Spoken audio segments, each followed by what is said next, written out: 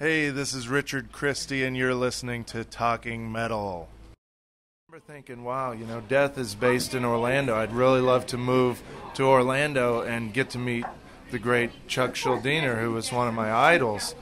And so we decided to move to Orlando because our guitar player at the time had an apartment there too, so we all got to stay with him. And sure enough, a couple months later, I ran into Chuck at a B. Dalton bookstore at the Altamont Mall in Altamont Springs, Florida. And me and the guitar player from Burning Inside, we were freaking out. It was like meeting our idol, and we were really super nervous to talk to him. We didn't want to bother him because he was reading a magazine about recording studios, like a recording magazine.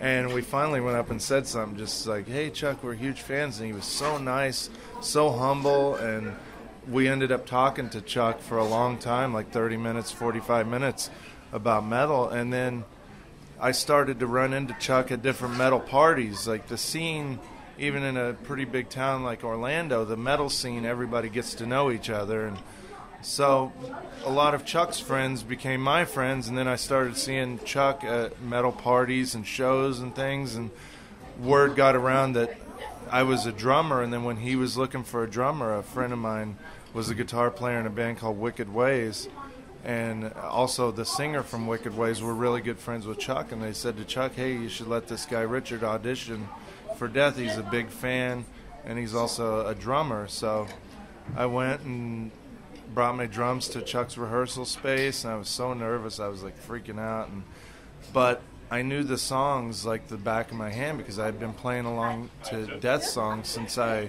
was 18 years old, since about 1992 or so.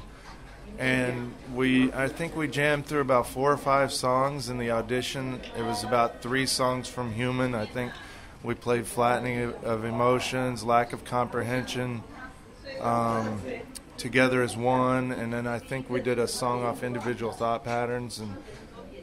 And afterwards, Chuck just looked at me and he was like, man, that felt great. That was awesome. And so right then I was like, wow, I can't believe.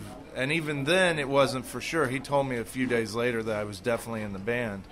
But just, I would have been happy with even jamming with Chuck one time, playing my favorite songs with one of my idols. That was the coolest thing. And then fortunately I got the gig and got to play in my favorite metal band. So I started